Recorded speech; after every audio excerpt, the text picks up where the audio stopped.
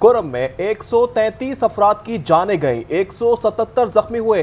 کے پی کابینہ کے اجلاس میں بریفنگ، بنکرز مسمار کرنے اور 65 چوکیاں بنانے کی تجویز بھی دے دی گئی ہے۔ وزیر اعلیٰ علی امین گنڈاپور نے کہا نفرتیں پھیلانے والوں کو دہشت گرد قرار دے کر سخت کارروائی کی جائے گی۔ گرینڈ جرگہ مکمل امن قائم ہونے تک کرم میں رہے گا، جبکہ نقل مکانی کرنے والے افراد کی فوری اور باعزت واپسی یقینی بنائی جائے گی۔ کرم میں 133 افراد کی جانیں گئی، 177 زخمی ہوئے۔ کے پی کابینہ کے اجلاس میں بریفنگ، بنکرز مسمار کرنے اور 65 چوکیاں بنانے کی تجویز بھی دی گئی۔ وزیر اعلیٰ علی امین گنڈاپور نے کہا نفرتیں پھیلانے والوں کو دہشت گرد قرار دے کر سخت کارروائی کی جائے گی۔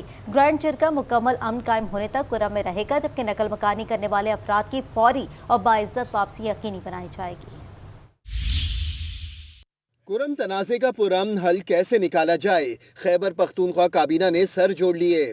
وزیر اعلیٰ علی امین گنڈاپور کی زیر صدارت کابینہ اجلاس میں قیام امن کے لیے صوبائی حکومت کے لاہے عمل پر بریفنگ دی گئی۔ بتایا گیا کہ واقعات میں اب تک 133 قیمتی جانیں گئیں۔ پائیدار حل کے لیے گرینڈ جرگہ تشکیل دیا گیا ہے۔ کرم شہرہ کو محفوظ بنانے کے لیے مختلف مقامات پر 65 چوکیاں قائم کی جائیں گی، بنکرز مسمار کیے جائیں گے، اسلحہ تحویل میں لیا جائے گا۔ وزیر اعلیٰ علی امین گنڈاپور نے کہا کرم کا تنازع دہشت گردی نہیں، بعض عناصر لوگوں میں نفرتیں پھیلا رہے ہیں، ایسے عناصر دہشت گرد ہیں اور ان کے ساتھ دہشت گردوں جیسا ہی سلوک کیا جائے گا۔ وزیر اعلیٰ خیبر پختونخوا نے کہا ضروری ادویات بذریعہ ہیلی کاپٹر پہنچائی جائیں گی۔ نہتے مظاہرین پر امریکی اسلحہ استعمال کیا گیا۔ اپوزیشن لیڈر عمر ایوب کہتے ہیں ہماری لیڈرشپ ڈی چوک میں تھی، وہاں سے آخری گاڑی علی امین گنڈاپور کی نکلی تھی۔ جوڈیشل کمیشن کا ممبر ہوں، میرے خلاف موٹر سائیکل چوری سمیت متعدد مقدمات درج کیے گئے ہیں۔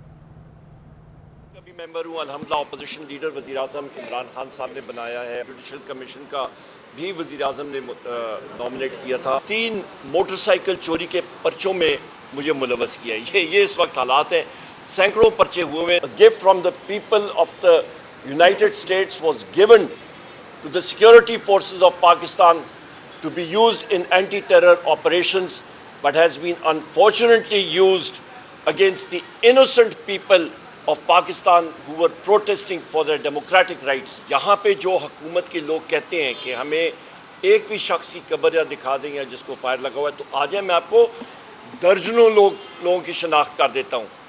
ملک بھر میں مہنگائی میں اضافے کی شرح کم ہو کر 78 ماہ کی کم ترین سطح پر آ گئی ہے۔ ادارہ شماریات پاکستان کے مطابق گزشتہ ماہ افراط زر 4.9% رہا ہے۔ اس حوالے سے ڈیٹیل جانتے ہیں، نمائندہ آج نیوز صفدر عباس ہمارے ساتھ موجود ہیں۔ صفدر مزید بتائے گا کیا تفصیلات سامنے آئی ہیں؟ آج بالکل ادارہ شماریات پاکستان کی رپورٹ کے مطابق پاکستان بھر میں مہنگائی کی شرح جو ہے وہ نومبر میں 5% سے بھی نیچے آ گئی۔ نومبر میں مہنگائی میں اضافے کی شرح کم ہو کر 78 ماہ کی کم ترین سطح پر آ گئی، جو ہم نے دیکھے تھے 2018 کی برابر ہے۔ افراط زر کی شرح گزشتہ ماہ 4.9% رہی۔ اس کے علاوہ ہم نے دیکھا تھا کہ اکتوبر سے جو افراط زر کی شرح تھی وہ 7.2% تھی، اور اگر بات کی جائے رواں مالی سال کے 5 مارچ کی، تو جولائی سے نومبر تک افراط زر کی شرح 7.88% ریکارڈ کی گئی، جو پچھلے سال 5 ماہ میں 30% سے بھی اوپر تھی۔ رپورٹ کے مطابق ٹماٹر، انڈے، دال مونگ، آلو، گھی کی قیمتوں میں اضافہ ہوا، جبکہ فٹ ویئر، برقی آلات، مرغی، دال مائی، سبزی، پھل وغیرہ کی قیمتوں میں کچھ کمی ریکارڈ کی گئی۔ ادارہ شماریات پاکستان کی جانب سے اعداد و شمار شیئر کی گئے ہیں۔ صفدر عباس ہمیں اپڈیٹ کر رہے تھے، آپ کا شکریہ۔ دوسری جانب آپ کو بتائیں کہ قرض پر سود اب 13% سے نیچے آ گیا ہے۔ وزیر خزانہ محمد اورنگزیب کی کمیٹی کو بریفنگ۔ قومی اسمبلی کی قائمہ کمیٹی برائے خزانہ کے اجلاس میں کہا کرنٹ اکاؤنٹ سرپلس رہا ہے، نجی شعبے کا کریڈٹ بڑھ رہا ہے۔ اسی پر بات کریں گے، یاسر نظر ہمارے ساتھ موجود ہیں۔ یاسر، آگاہ کیجیے گا۔ جی بالکل، آج جو سید نوین قمر کی زیر صدارت جو ہے قومی اسمبلی کی قائمہ کمیٹی خزانہ کا اجلاس ہوا ہے، اور وزیر خزانہ اور چیئرمین ایف بی آر جو ہیں وہ اجلاس میں شریک ہوئے ہیں، اور اس میں ان کیمرہ جو ہے وہ درخواست کی گئی ہے بریفنگ کی، جس میں بتایا گیا ہے کہ وزیر خزانہ کی طرف سے کہ میری واشنگٹن میں جو ہے وہ سالانہ اجلاس کے موقع پہ جو کافی ملاقاتیں ہوئی ہیں، اور اس پہ انہوں نے جو شرح سود اور اس حوالے سے بتایا کہ اس میں کافی جو ہے وہ کمی آئی ہے، اور ساتھ ساتھ انہوں نے کہا کہ ہمارے 5 سال کے 40% بچوں کو اور دیگر جو مسائل ہیں ان کی دوری کے لیے بھی جو بجٹ ہے وہ مختص کیا گیا ہے۔ دیگر मामलात पे भी उन्हें तफसीली तौर पे डिस्कस किया, और जो शरह सूद में कमी की वजह से महंगाई का तनासब है उसका, और जो ओवरऑल बिजनेस इन्फ्लोस है उसके हवाले से अभी वो ब्रीफिंग दे रहे हैं। तो अभी भी कौमी असम्बली की कायमा कमेटी जो है वो इसका इजलास जारी है, और इसमें महंगाई के तनासब और ख़ास तौर पर जो गैर मुल्की कर्जों के हवाले से वो है ब्रीफ कर रहे हैं। बहुत शुक्रिया यासिर नज़र तफसीलात का। पंजाब हेल्थ फाउंडेशन में करोड़ों रुपए की बेज़ाब्तगियों का इंकशाफ हुआ है। गफलत बरतने पर मुलाजमत से फारिग किए गए महकमा सेहत के मुलाजमीन समेत 28 अफराद को पहले से ज़्यादा तनख्वाह पर भर्ती कर लिया गया। मज़ीद तफसीलात जानते हैं, हमारे साथ मौजूद है हुमा भट्ट। हुमा, मज़ीद बताएगा क्या तफसीलात है आपके पास?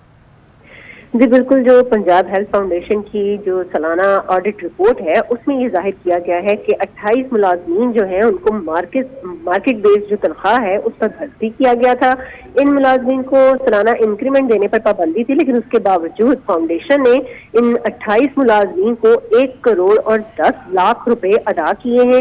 गैर कानूनी तौर पर सीनियर मैनेजर जिसके पास सर्टिफिकेट भी नहीं था तजर्बे का, उसको वहां पर भर्ती किया गया और उसे वहां पर 98 लाख रुपए जो है उसकी भर्ती पर खर्च भी किए गए। इसके साथ साथ फाउंडेशन ने बताया, जो ऑडिट रिपोर्ट है उसमें ये भी बताया जा रहा है कि फाउंडेशन से 12 डॉक्टरों ने क्लिनिक्स बनाने के लिए कर्ज जो है वो भी लिया है, और ये तमाम जो इनके खिलाफ किसी किस्म की कोई कार्रवाई भी नहीं की गई, और जो कर्जा लिया गया है नादहिंदा जो है वो 2 करोड़ 64 रुपए मालियत की सिक्योरिटी के तौर पर रखवाई गई थी, लेकिन उसके बावजूद इसकी जो नीलामी है वो नहीं करवाई गई। ऑडिट रिपोर्ट जो है वो सामने आ चुकी हुई है, और पंजाब हेल्थ फाउंडेशन के करोड़ों रुपए की मालियत की जो बेज़ाब्तियां हैं वो भी सामने हैं। जी, बेज़ाब्तियां सामने आई हैं। हुमा भट्ट हमें अपडेट कर रही थी, आपका शुक्रिया।